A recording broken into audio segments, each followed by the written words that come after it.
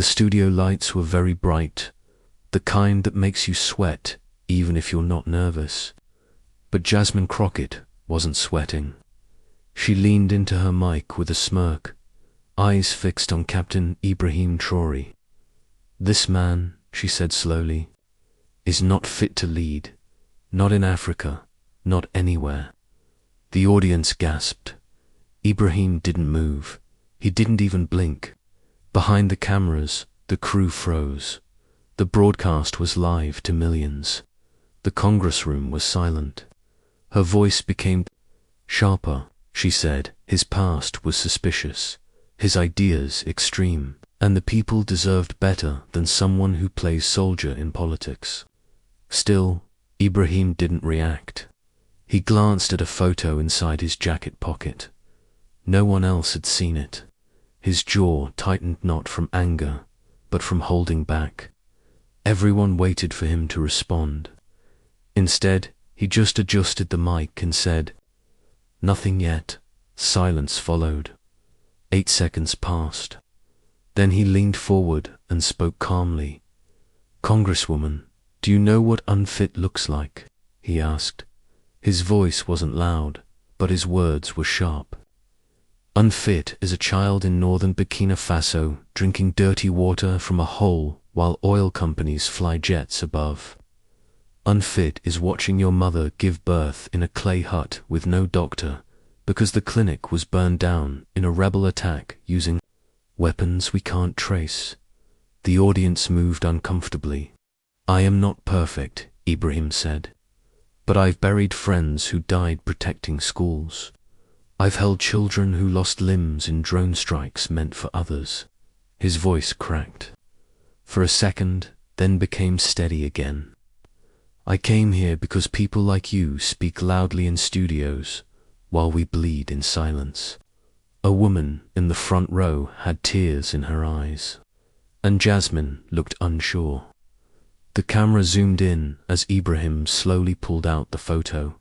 It was old and faded. His hand shook not from fear, but from memories. "This," he said, "is my brother." The picture showed 2 barefoot boys laughing in a village. He was 13 when a militia attacked. He died trying to protect our baby sister. The room went silent. I was 9. I survived because he pushed me into a bush and told me to stay quiet. He paused. "That's the day I became a soldier." The host swallowed. Jasmine leaned back slightly. Ibrahim kept speaking. "You call me unfit. I say I was shaped by books, but by fire." The screen behind them, which was supposed to show live facts, was stuck. No one said a word. Then the crowd reacted not with noise, but with stunned silence and teary eyes. Some even cried. America expected a fight. But this was different. The silence spread across screens at home, too. The host looked uneasy. The producers tried to move on, but it was too late. Something had changed. Jasmine leaned forward again, her voice softer. "With all due respect, Captain, this is America. We can't judge leadership by stories alone." Ibrahim nodded slowly. "You're right, but your judgment didn't start with facts. It started with assumptions." The camera caught her blinking, her eyes showing a flicker. "I'm not here to beg for respect," he said. "I'm here because Africans like me have been talked about, not talked to." The crowd stirred. "I've led with honor. I've made mistakes. But I've never sold my people's pain to impress foreign powers." A woman in the crowd cried quietly. A young man whispered, "He's telling the truth." Jasmine tried to speak, but no words came out. Deep down, she felt it too. This wasn't just a politician. This was a survivor. And the studio suddenly felt too small for what had just happened. Ibrahim looked down. His hands shook slightly as he reached into his coat. He didn't pull out a document or a prop. He held a wrinkled, half-burnt letter. The room became even quieter. "This," he said softly, "was written by my mother." The paper trembled. In his hands, she wrote it by candlelight during a blackout in Ouagadougou. She was applying for foreign aid for widows of soldiers. He looked up. She never finished it. She was shot the next morning in a market raid. Someone in the crowd gasped. She died asking for change. Not just coins, but change in how the world sees Africa. He took a breath. "That's why I'm here." A tear rolled down his cheek. "I'm not here to defend myself. I'm here to speak for those who never got a chance to speak." Jasmine sat still. She didn't argue or read from any notes.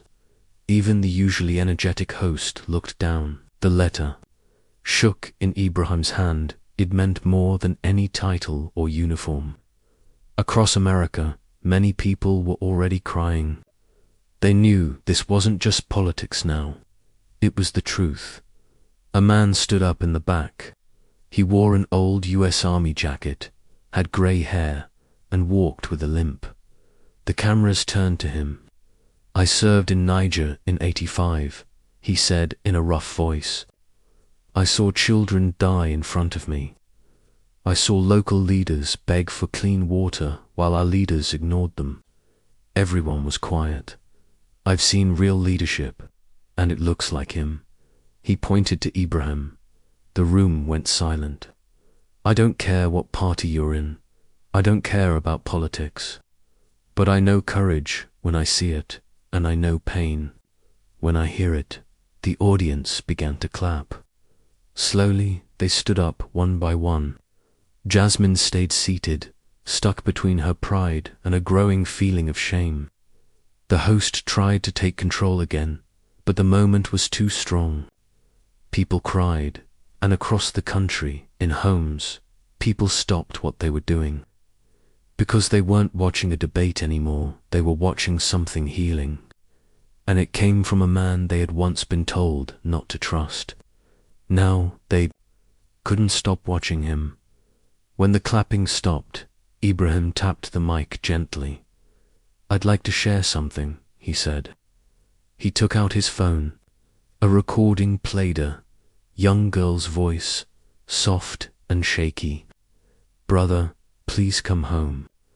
Mama is coughing a lot. There's no medicine. I'm scared." The room went silent again. "That," Ibrahim said, "was the last message my sister sent before she died of untreated pneumonia. No hospital, no help, just her hope that I could do something." He paused. "She died in my arms on the dirt floor of our home. I buried her with my own hands." Jasmine covered her mouth. A camera zoomed in on the phone, old cracked, but holding a memory worth more than gold. Ibrahim's hands were steady now. Leadership isn't about wearing suits or giving speeches. It's about the scars we carry. Some you see, some you don't. The crowd was silent. A woman sobbed loudly, and far away, a mother watching whispered, "God, protect this man." America was no longer questioning him, they were questioning themselves. A producer tried to cut to commercial, but the host stopped him. "Let him speak," he said, his voice shaking. Ibrahim leaned forward and looked at Jasmine.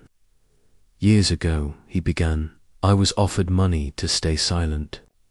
Millions from foreign companies mining our land, polluting our water, bribing our leaders." He paused. "I said no." Jasmine blinked. "They told me, think about your future. But I thought of a boy in Banat village.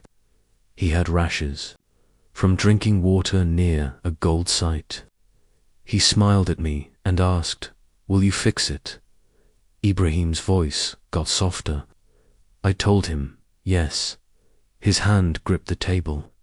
"That company came back after he died from liver failure. Said, take the money, move abroad, start over, but I had buried too many children to forget. Someone in the crowd shouted, "God bless you." The host, now emotional, turned to Jasmine. "Congresswoman, do you still believe this man is unfit?" She said nothing. She couldn't. Across America, people leaned in not for drama, but for a kind of truth they hadn't heard in a long time.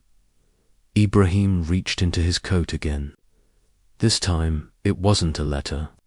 It was a photo creased, worn, wrapped in plastic. He held it up. "This is a classroom I helped build. No cement, just bricks, hope, and volunteers." The photo showed barefoot kids smiling at a wooden chalkboard. "I visit every year," he said. "One of the students, Aminata, wrote to me last month. She wants to be a doctor." His voice cracked. "She said, I want to be the reason someone lives, not the reason they cry." The whole room took a deep breath. Ibrahim looked at Jasmine. "That is why I lead." His eyes were full of tears, but he didn't blink. "I don't lead to be praised. I lead because if I don't, who will?" The photo shook slightly in his hand, not from fear, but from the weight of its meaning. The crowd stood again. This time, even Jasmine stood, her head bowed. Millions watched on their screens. Many cried not because he broke down, but because he stayed strong so others wouldn't have to feel alone. Ibrahim looked around the studio and straight into the camera. "I want to tell America about a place they've never heard of." "Tau," he said. "A village in Burkina Faso, forgotten by the world, surrounded by fighters. No school, no doctors, just hope hanging by a thread." He took a breath. "One day I visited. A grandmother there gave me half a yam. That was all she had," he said, looking down. "I tried to say no. She smiled and said, 'If you don't eat, I'll feel useless.'" His voice tightened. "She died 2 weeks later. Her grandson, Kofi, walked 18 miles to give me a note she wrote."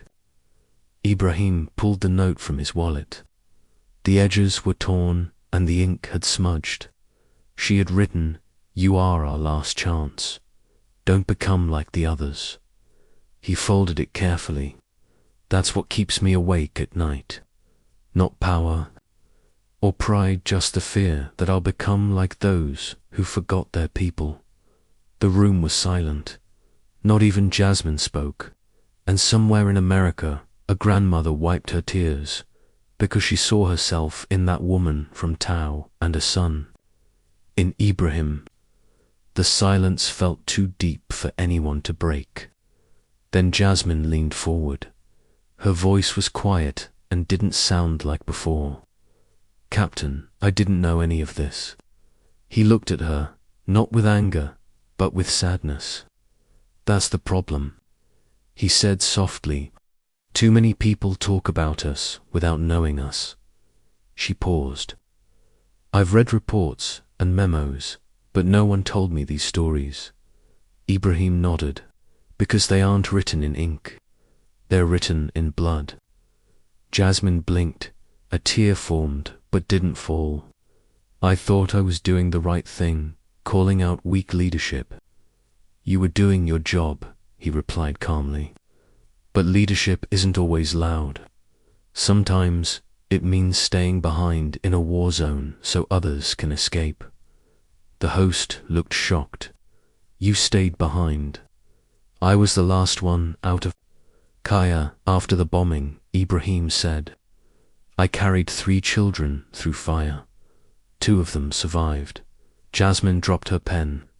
Across the country, people leaned in again. This wasn't politics anymore. It was something real. And the confidence Jasmine had started to break. Hours later, the clip spread everywhere online. CNN, MSNBC, even Fox News kept showing it. They called it the tearful truth that stopped a nation. On TikTok, someone shared the part where Ibrahim showed the school photo. The caption read, This man deserves the world. It got 15 million views in one day. A mother in Georgia posted a video, crying. My son saw Captain Traoré and asked, is he a superhero? I said, yes, he is. Hashtags went viral. Hashtag you stand with Traore. Hashtag real leadership. Hashtag not unfit. The Congress studio even released a full, unedited version. It became the top trending video. But it wasn't just Americans watching. People in Ghana, Nigeria, Senegal, and Kenya were sharing it too. He spoke for all of us, one person wrote. Through all this, Ibrahim stayed quiet. No interviews, no tweets, just one photo posted. The village classroom with the words, to lead is to serve. The world was now listening. But what he said next would shake everything. At 2:11 a.m., Ibrahim's phone lit up in his dark hotel room. He answered in his native language, more.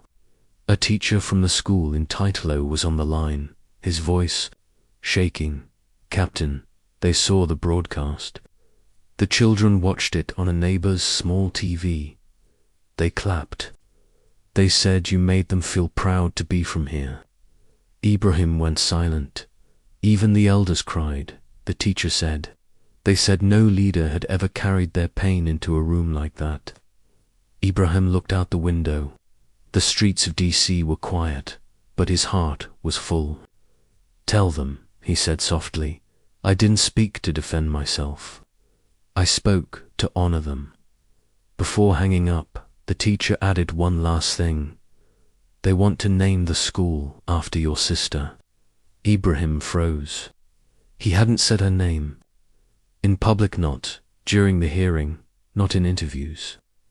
But somehow, they knew. As the call ended, he sat down slowly. Tears rolled down his face, not from pain, but because he finally felt seen. 2 days later, Ibrahim was set to leave.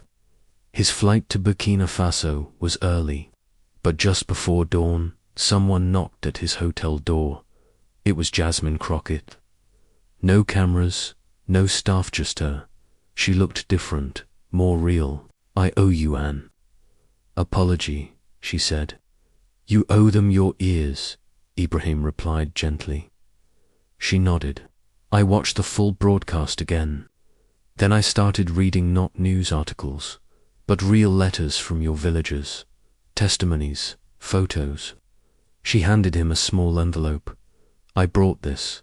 It's from a veterans group in Houston. They watched the hearing together. All black, all from poor areas. They said they hadn't felt that proud in years. He opened the envelope. Inside were 12 handwritten letters. One of the letters said, Captain Traoré reminded us of what we lost and what we can still become. Ibrahim looked up. Jasmine's eyes were filled with tears. Maybe, she whispered, I was unfit to judge you. He didn't respond with words. Instead, he gently took her hand and said, Now you understand this was never about me. She nodded, tears running down her face. And in that hallway, something changed that night. An NPR journalist asked Ibrahim the question people had been wondering. Would he ever run for president in his country? The lights were bright. The room was full. But his answer shocked everyone. No, he said quietly. The crowd was surprised. Why not? The host asked. He looked down, thinking, I don't want to sit in a palace. I want to walk in the dirt with my people. I want to build schools, not give speeches. I want to hold a dying farmer's hand and promise his children will have a better future. There was silence. I'm a soldier, not for war, but for truth, he added with a soft smile. I don't want power, I want change. And that doesn't start in office. It starts with honor.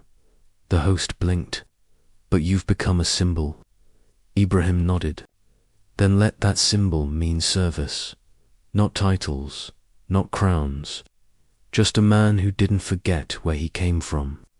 Across America, phones lit up.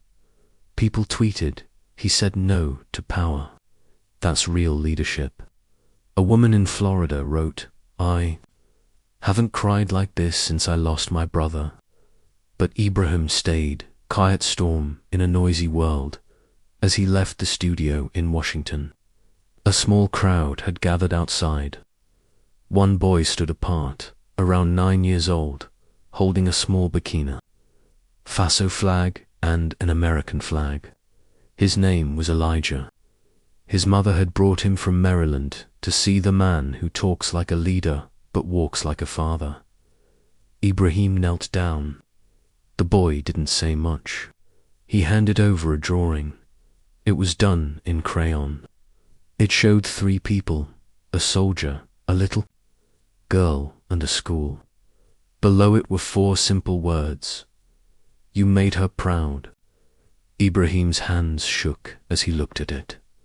Who is she? He asked quietly. The mother said, my daughter died from malaria 2 years ago. She always dreamed of going to school in Africa. Elijah said, you remind him of her dream. Ibrahim looked down, and tears came to his eyes. Tears he hadn't allowed himself since that night in Kaya. He hugged the boy. In that moment. It wasn't about politics or power. It was about healing for every mother, every child, every lost hope. Before flying back to Burkina Faso, Ibrahim opened his suitcase. Inside was an old, sealed envelope. It was his mother's last letter, the one found unfinished beside her bed. He had never read it, but now he felt it was time. With shaking hands, he opened it. The ink had faded, but the words were powerful. My son, if you are reading this, I am gone. I don't know what you'll become, but I know this: never forget. The ground you were born on. Speak for those who can't speak. Protect the children, even if the world calls you foolish. The world may not understand your pain, but if you stay honest, they will feel it. They will follow, not because you are strong, but because you stayed soft. Ibrahim folded the letter, held it to his chest, and whispered, I hear you, Mama. Outside the plane window, the sun began to rise, not just over Washington, but over a world slowly remembering what true leadership looks like. Back in Burkina Faso, Ibrahim returned to the village of Taitalau. This time, not as a commander, but as a brother, a teacher, a son. He walked barefoot into the same school. The chalkboard still had names from the week before. Aminata ran up and hugged him. Did they listen to you? She asked. He smiled. Not at first, but now they hear us. He handed her something small. It was Elijah's drawing. Put this on the wall, he said. It belongs here. The media team released one last video. No music, no Ibrahim kneeling in the dust, helping build a bench in the classroom. The final caption said, sometimes the loudest truth comes from the quietest place. Millions watched and cried, not because they pitied him, but because somehow he gave them hope again. If this story moved you, even just a little, hit the like button. Let YouTube know the world still cares about truth. Drop a comment, tell us which moment touched you the most, and subscribe. Let's flood this story with love for Ibrahim, for truth, and for every voice the world tried to silence.